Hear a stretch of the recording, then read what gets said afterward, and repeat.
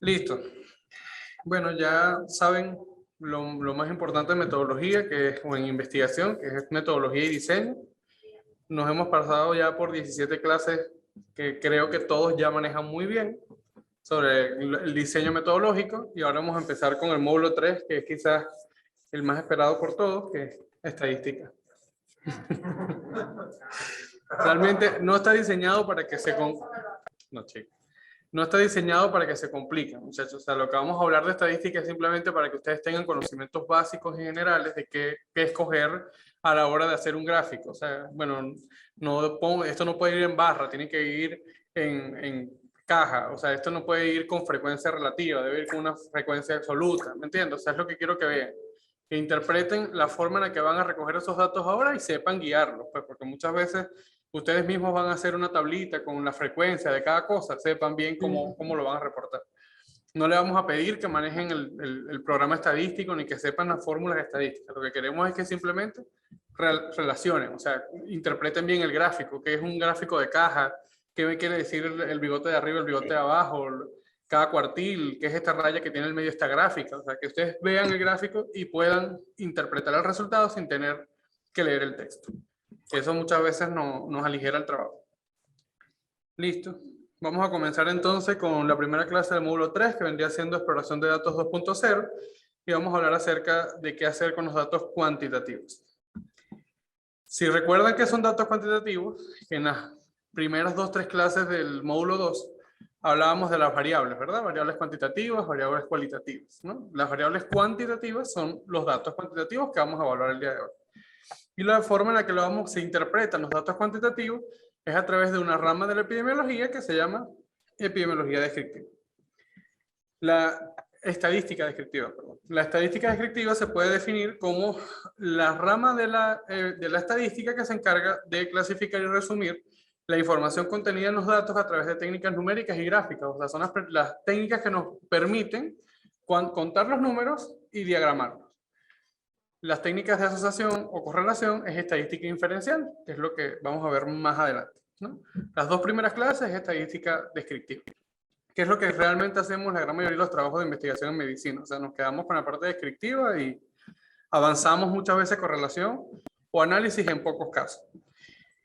La estadística descriptiva básicamente engloba 3 aspectos que vendría siendo la distribución de frecuencias, la representación gráfica y las medidas de resumen. Hoy nos vamos a sentar a hablar de descripción de frecuencias y representación gráfica. Las medidas de resumen, que vendrían siendo media, moda, mediana, ¿les suena algo de eso? ¿Por allí? Medidas de tendencia central son algunas. Eso les podemos decir también medidas de posición, porque no todas están en el centro, ¿verdad? Pero pueden describirnos la distribución de esa población. La media es lo mismo que promedio, ¿no? Lo podemos decir igual. La media es cuando, Rosito nos decía ahorita, medidas de tendencia central.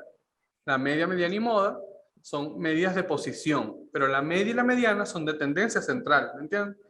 La mediana divide la muestra en menor y mayor. O sea, es exactamente el número que se encuentra en la mitad de la distribución de todos esos datos. O sea, del 1 al 50, ¿verdad? 25 es la media. ¿Se entendió? Mientras que la mediana es aquella que distribuye la muestra en proporciones iguales. No estamos hablando en números, sino en cantidad. O sea, tú puedes tener 50 personas y la media es el número 25, pero la mediana no es el número 25. La mediana es aquella proporción de individuos que tienen una misma característica y que representan el mayor porcentaje de esa muestra. ¿Qué quiere decir esto? Del 1 al 50 tiene 50 individuos, el 25 es la mediana, pero resulta que tú estás evaluando la altura y estás evaluando los que miden entre 1,50 y 1,60. Entonces, del 1 al 50, resulta que entre el 15 y el 32 están incluidos la mayoría de las personas que tienen esa medida que tú estás evaluando. ¿Se entendió? La mediana es la distribución de una determinada característica en la muestra, mientras que la media es simplemente el punto medio de la muestra. ¿Se entendió eso o no se entendió? De todas maneras, esto lo vamos a ver en la siguiente clase. Lo que pasa es que esto es importante como para aclarar algunas cositas con los ejemplos que le voy a poner. La media es el punto medio. De ahí en adelante, unos de 25 para abajo son menores y de 25 para arriba son mayores. Pero todo está incluido de 0 a 50. Cuando ya tú quieres evaluar una característica de esa población, la media se debe cambiar a mediana. Porque estás evaluando es la característica. ¿Entiendes? No el número. Esa es la diferencia entre variables cualitativas y cuantitativas. ¿Me entiendes? Si son cuantitativas, tú utilizas media, pero si son cualitativas, características, utilizamos mediana. ¿Se entendió? Perfecto. Yo creo que no entendieron mucho, pero igual ustedes van a ver el video 2 días antes del examen y van a responder. Okay. Depende de cómo se comporte. Si ustedes vienen a la clase, tratan de hacer el esfuerzo de entender esto, ¿verdad? Probablemente no tengamos que... La idea no es que ustedes aprendan esto a la fuerza, muchachos. La idea es que ustedes simplemente aprendan. Porque el problema está en que tienen que entregar un trabajo de investigación. Entonces, no vienen a las clases, nadie escucha nada, pero manda un trabajo que tampoco funciona para nada. Tenemos que revisar y revisar y revisar. ¿Entiendes? Si le prestamos atención, ahorramos tiempo. Chévere. Las variables entonces las clasificamos en cuantitativas y cualitativas. Y ya se lo sabemos. Y luego las cuantitativas en discretas o continuas. ¿Sí? Si clasificamos a los pacientes en función a los valores de LDL, colesterol y la clasificación del año 2019, es discretivo continuo, es discreto continuo. Si clasificamos a la muestra de estudio en función a los valores de LDL, colesterol establecidos por la clasificación del año 2019 de dislipidemia, por ejemplo, los que tienen menores de 70 miligramos sobre decilitros de LDL colesterol se consideran como riesgo bajo. Eso es una variable discreta o continua. Discreta, ¿verdad? Tiene un orden, pero está en rangos. Mientras que el ordinal no tiene un rango, simplemente es un número infinito que puede ir desde 0 hasta 2000 y van en orden, ¿no? U0, 1, 2, 3, 4, 5, 6, 7. Las discretas tienen un orden, pero van por rango. De 0 a 70 bajo, de 70 a 100 moderado, de 100 a 170 alto y mayor a 170 muy alto. Esa es la clasificación de dislipidemia. Y las cualitativas, que tampoco nos vamos a, perdón, continuas, que dije ordinales ahorita. Las cualitativas las podemos clasificar en ordinales o en categóricas. Y eso lo vamos a ver en la siguiente clase, para que no se me confundan con eso, ¿no? La siguiente clase va a ser las cualitativas. Hoy nos quedamos con las cuantitativas. Las dicotómicas. Lo que pasa es que las dicotómicas son un subtipo de categóricas. ¿Entienden? Porque simplemente es un orden. Pero lo que pasa es que tiene solo 2 opciones. Pues. Esa es la diferencia. Si tiene más de 2 opciones es una categórica, pero si tiene 2 es dicotómica. Chévere. Los datos continuos, la forma en la que nosotros vamos a analizar los datos, o la distribución de las frecuencias de esos datos, va a ser en función a cómo la registramos. ¿Me entiendes? O sea, si ustedes los registraron como datos continuos, vamos a analizarlo de una forma, y si lo registraron como rangos, lo tenemos que analizar de otra. ¿Qué pasa? Esto es un término bastante, o sea, si lo ven así, es más sencillo de lo que creen. Frecuencia es el número de casos que evaluamos. Punto. O sea, número de pacientes que llegaron a la consulta de radiología o para hacer tomografía. Eso es una frecuencia. Cuando estamos en centros, hacemos investigación en centros de salud, no podemos hablar de datos epidemiológicos como prevalencia, incidencia. Eso no lo podemos hablar en centros de salud, porque son estudios poblacionales. Nuestro adecuado término es frecuencia. Frecuencias de pacientes que acuden a la consulta de gastro. Frecuencia de pacientes que llegaron a la consulta de coloprocto. ¿Entiendes? O sea, eso es lo que quiero que vean. Nosotros no podemos hablar de población cuando estamos tomando la muestra de un centro donde ya la gente está enferma. El que va al servicio de gastroenterología, mínimo le duele el estómago. ¿Entiendes? No va porque tiene una parálisis facial. Es lo que quiero que vean. O sea, ya esa población viene enferma. Entonces, los datos pueden ser discretos u ordinales. Se los digo porque ahí hay una, para que lo mantengan como una aclaratoria. Los continuos también le podemos decir ordinales. ¿Sí? Si son números. Si son números, le podemos decir continuos ordinales. Pero también en las cualitativas podemos decirles ordinales a otro tipo de variable. Entonces yo trato de utilizar el término ordinal para continuo, para números, pues porque tiene lógica, es decir, que viene en un orden. Pues las variables ordinales tienen un orden, ¿verdad? Entonces van del 0 al 2000, del 0 al infinito. Tienen un orden, por eso trato de utilizar el término. Yo de todas maneras la semana que viene se los vuelvo a aclarar para que lo separen. Los datos discretos, la diferencia entre datos discretos y datos ordinales es que al yo agruparlos y dejar de hacerlo por el orden que están viendo de este lado, ¿verdad? De la tabla, empezar a agruparlo acá, tengo que establecer marcas de clase. O sea, tengo que decir cómo se conformó cada subgrupo, cada intervalo de estudio. ¿Me entienden? Y ese intervalo de estudio es, por ejemplo, el grupo 1, que es el rango que yo estoy diciendo, tiene tantos pacientes. ¿Me entiendes? Porque no es lo mismo evaluar la proporción de números continuos, que cada uno representa a un individuo, a rangos donde a lo mejor en el primer rango yo tengo 37 pacientes y en el último rango tengo 1. ¿Me entiendes? O sea, la proporción de la población varía. Entonces tengo que incluir el análisis de una marca de clase. Si son discretos, simplemente lo cuento en el orden de aparición, ¿no? Esta es una tabla ejemplo que les traje solamente para que vean la distribución de los números, ¿no? No por otra cosa. Ya voy para acá. En todos los casos vamos a hablar de frecuencias absolutas, frecuencias relativas, frecuencias acumuladas absolutas y frecuencias acumuladas relativas. Si uno empieza a interpretar, muchachos, lo que está escrito ahí en la lámina no tiene por qué saberse los conceptos, que no es lo que yo quiero que ustedes aprendan, los conceptos de estas cosas que no sirven para mucho. Lo que quiero es que cada vez que ustedes vean una tabla, interpreten la forma en la que están registrando los datos. Las frecuencias absolutas son simplemente la descripción de cada frecuencia para cada rango, ¿no? Frecuencia absoluta de los números de días 20, de los que tuvieron 20 días de hospitalización, por ejemplo, fueron 42 pacientes. Los que tuvieron 21, 32. Los que tuvieron 22, 29. Los que tuvieron 23, 34. Los que tenían 24, 28. Los que tenían 25, 37. Y el total da 22. ¿Sí? Ahora, si yo quiero resumir, porque la tabla es muy larga, yo puedo hacer, en vez de frecuencias absolutas, frecuencias acumuladas absolutas. Entonces, ¿qué voy haciendo? Voy sumando. Los que tenían 20 días de hospitalización, igualmente voy a comenzar con 42. Pero los que tenían 21 días, en vez de poner 32, lo voy sumando. Dice 74, luego 103, hasta llegar a los mismos 202 que están viendo en la frecuencia absoluta. ¿Sí? Estoy describiendo la misma población de una forma distinta. Eso nos permite después, ya lo van a ver en las medidas de asociación, poder hacer análisis más fáciles.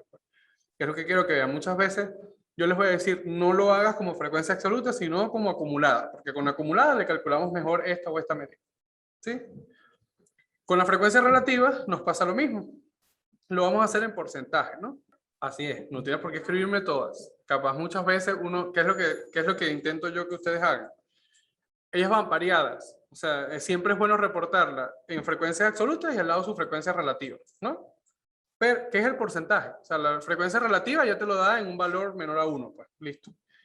Pero si vas a utilizar acumuladas, entonces utilizas acumuladas absolutas y acumuladas relativas. O sea, siempre utilizas dos de las columnas de los datos. O frecuencias absolutas y frecuencias relativas, o frecuencias acumuladas absolutas o frecuencias acumuladas relativas. Es mejor. La pueden describir de una sola forma. No está mal que la describan de una sola forma. Pero si lo describen de dos formas, eso permite que yo haga más fácil el análisis, porque al final lo tengo que hacer de las dos formas. O sea, yo tengo que describirles la absoluta y las relativas porque hay cálculos de asociación que tengo que utilizar las absolutas y otras las relativas. Entonces, para el estadístico siempre te va a sacar las dos, la absoluta y la relativa. La diferencia es si es acumulada o no acumulada. Eso depende de lo demás. Y para los datos ordinales va a ser lo mismo, muchachos. Lo mismo que lo anterior, solamente que lo vamos a agrupar en función a los rangos y eso tiene que llevar una medida de clase. La medida de clase va a ser entonces la proporción de individuos incluidos en ese rango. ¿Sí? ¿Se entendió esa diferencia? ¿Quién no lo entendió por aquí? Tú. Ok. En los datos discretos, tú simplemente cuentas. O sea, eso es sumatorio. Como ponía el ejemplo, ya ella va a hacer un trabajo de traqueostomía en los pacientes con COVID y va a tomar como punto de evaluación los días de hospitalización en UCI. Entonces ella va a decirme, bueno, los que tuvieron 2 días en UCI fueron 2 pacientes. Los que tenían 3 días en UCI fueron 4 pacientes. Los que tenían 50 días en UCI tenían 2 pacientes. O sea, ella va a describir toda la población en función al número de días. ¿Qué está queriendo decirme ella con eso? Probablemente ella quiere evaluar tiempo hasta el evento, que eso es otra variable que vamos a ver más adelante. O sea, ella que probablemente quiere evaluar cuánto tiempo lleva el paciente conectado a ventilación antes de llegar a la traqueostomía. ¿Entiendes? Tiempo hasta el evento. Tiempo de intubación hasta llegar a la traqueostomía. Entonces tienes que ir identificando por día cómo se distribuye la población, por día, porque tú necesitas ver si a lo mejor la mediana, o sea, la mayoría de tus individuos se van a encontrar en el día 7. Entonces ahí tú dices, hay una relación causal entre intubación prolongada y traqueostomía. O sea, todos aquellos que llegaron al día 7 en adelante, llegaron en algún punto a la traqueostomía, o no. ¿Entiendes? Es lo que quiero que vean. Eso es contar frecuencia, contar individuos. 2 el día 1, 3 el día 4, sí, así vas. Las categóricas, las ordinales, tienen que ir en categorías, pues en rango. No voy a decir categorías para que no se confundan, rangos. Este ejemplo es con hematocrito. Entre 35 y 40 de hematocrito, entre 40 y 45 de hematocrito, por ejemplo. Como tú me estás utilizando un rango, no un solo valor, tienes que decirme cuántos individuos entraron por ese rango. ¿Sí? Lo mismo, pero estás hablándome de un rango. De 35 a 40 fueron 8 pacientes. De 40 a 45 fueron 10 pacientes. Lo mismo, solamente que es por rango. Tienes que decirme cuántos individuos conformaron cada rango. ¿Sí? Que si tú te das cuenta, en los discretos no me lo dices aparte, sino simplemente me describes la frecuencia. Porque la frecuencia absoluta es contar y más nada. ¿Se está entendiendo eso? O sea, la frecuencia absoluta es contar, ya eso es un valor. Con que tú me digas 2 pacientes, que ustedes es lo que siempre hacemos. Cuando ustedes en la tabla dicen 2 pacientes tuvieron neumonía, 3 fueron con infecciones urinarias y 4 hicieron un endovascular, si están haciendo un estudio de enfermedades infecciosas. ¿Entienden? Eso es una frecuencia absoluta. Si lo conviertes entonces en porcentaje, o lo conviertes en una frecuencia relativa, y si no haces nada de esto, sino que lo haces por rango de valor o de categoría, tienes que tener un intervalo de clase o marca de clase. ¿Sí? Perdón. En los datos discretos, a juro tiene que ser unidades completas, ¿cierto? Sí. Porque si es, por ejemplo, si fuera... Y que sean decimales, dices tú. Ajá, No, también lo puedes. Pero es que si tuviesen decimales no sería como un rango, como un intervalo. No, porque tú no tienes que escribir uno a uno. O sea, tú puedes decir, por ejemplo, denme un valor... O sea, la de 3.0 a 3.9. No, pero ahí le estás dando rango. Pero si tú me describes, no. O sea, la idea, exacto. Los que tuvieron 3.3 fueron 2. Los que tenían 3.4 eran 5. Los que tenían 3.6 eran 2. Exactamente. Exacto. Cada decimal. Cada decimal. No te puedes saltar el decimal porque entonces deja de ser discreto. ¿Entiendes? Es lo que quiero que veas. Si es ordinal, es por categórica, pero van en un orden. O sea, ahí es donde puedes decir de 3 a 3.5, de 3.5 a 4. O sea, tienen un orden, pero vas por rango. Si no estás hablando del rango, sino cada valor es discreto.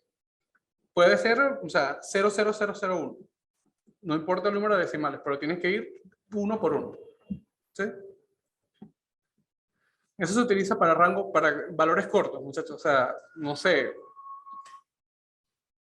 Sí, potasio. Entonces, los que tengan 3.3, 3.2, 3.1, 3, 2.9, 2. O sea, que son, tú puedes darle 10 renglones y describes bien la población. Pero cuando tú ves que la población tiene, o sea, que el valor mínimo va del 1 al 3000, o sea, evaluar uno por uno es muy difícil. Vas a tener que darle categorías, rangos, para poder evaluar.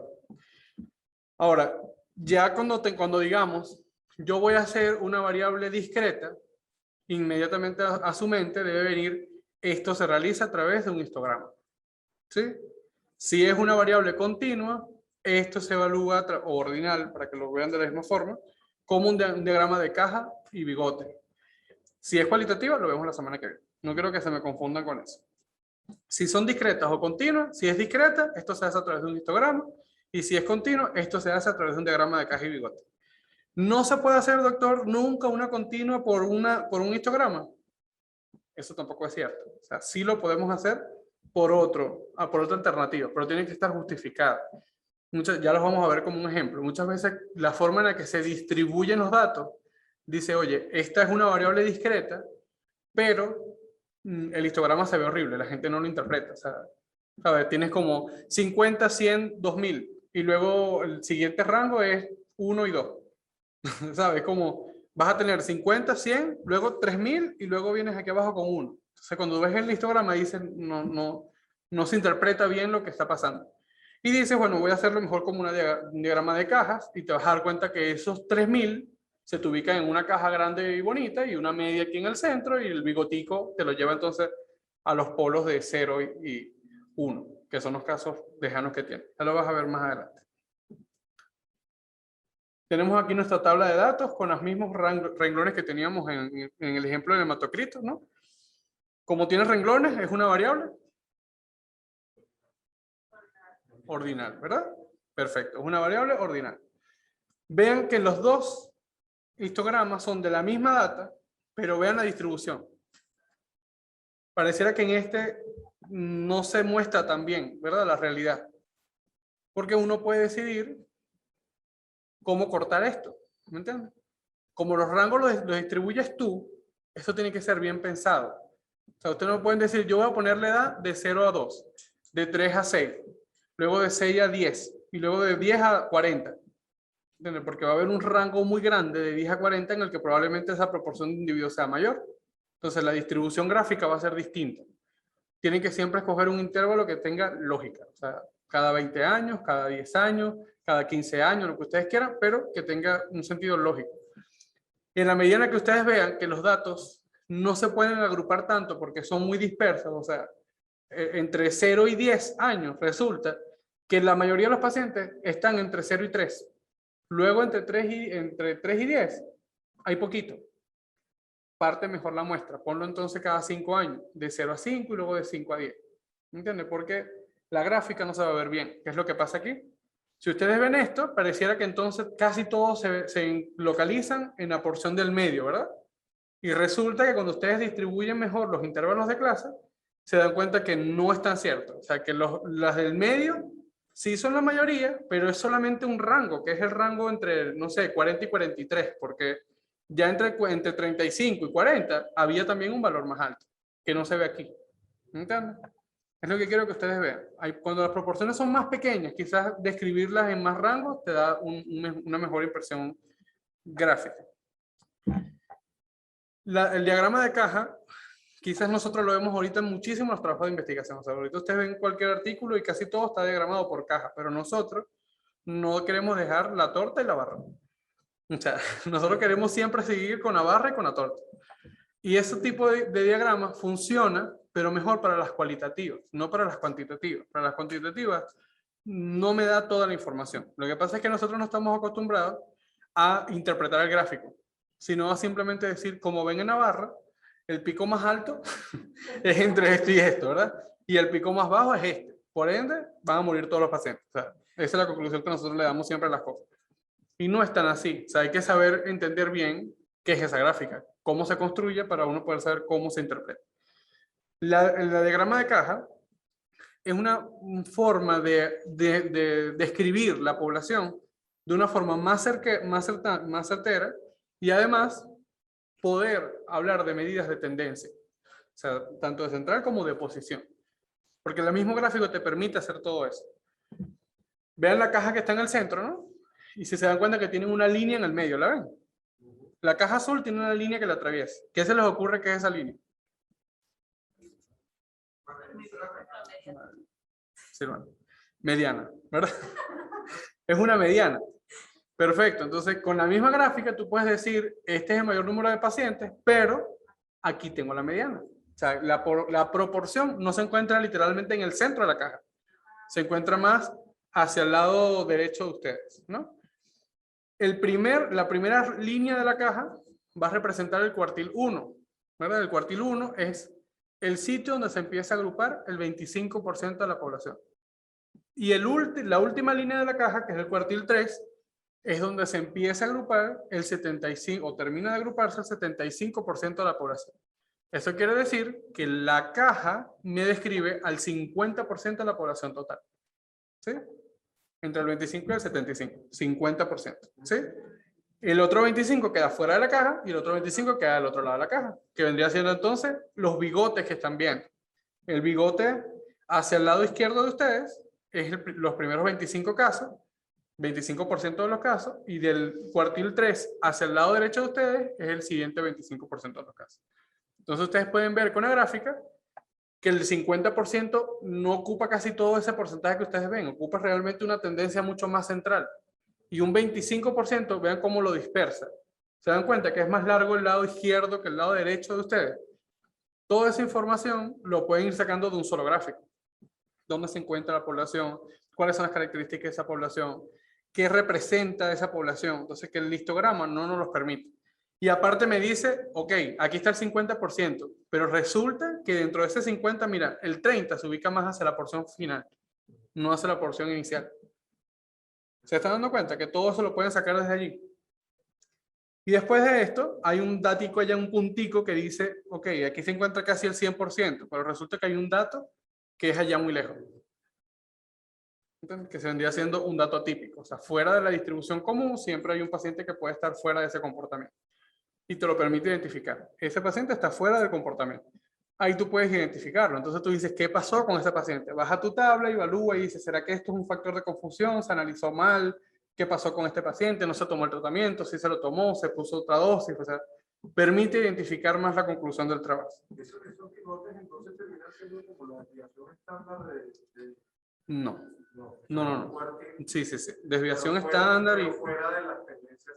Exactamente. No son las es que no habla de la tendencia, ¿no? De la desviación estándar, porque es simplemente descripción de la población.